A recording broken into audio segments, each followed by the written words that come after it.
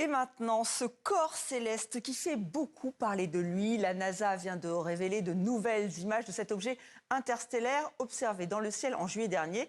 Il est encore dans notre système solaire, à la plus grande joie de la communauté scientifique, mais aussi des complotistes en tout genre. Bonsoir Grégory Fontana. Bonsoir. Alors, pour commencer, Grégory, c'est quoi ce fameux 3I Atlas? Alors, si quelqu'un a la réponse, il peut directement postuler pour un prix Nobel, parce que c'est bien justement toute la question. Tout ce que l'on sait de ce corps céleste, eh bien, c'est que cette comète était du côté de la planète Mars lorsqu'elle a été observée pour la première fois en juillet dernier, qu'elle va se rapprocher de la Terre dès le mois prochain, à environ 270 millions de kilomètres. Ça peut paraître loin, mais en réalité, c'est très très proche. Et pour les scientifiques, il n'y a qu'une seule chose de sûre, cet objet ne fait pas partie de notre système solaire.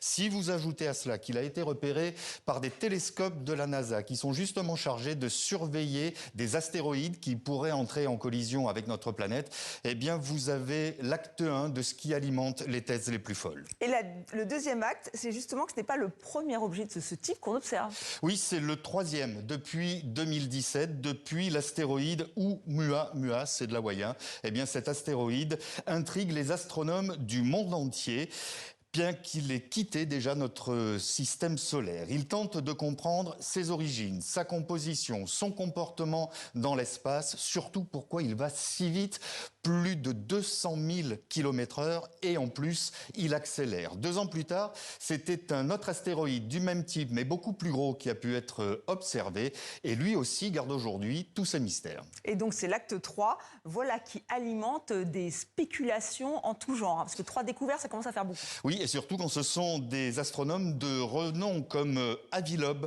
qui affirment sans le moindre doute que c'est un objet qui est issu de civilisations extraterrestres. Alors la communauté scientifique, elle a beau rappeler que la probabilité est infime, mais elle n'exclut pas totalement la possibilité, faute de preuves. Et là, c'est du pain béni pour les complotistes de tous bords. Le doute est même entretenu par les personnes les plus influentes des réseaux sociaux, à l'image de Kim Kardashian, avec cette publication récente.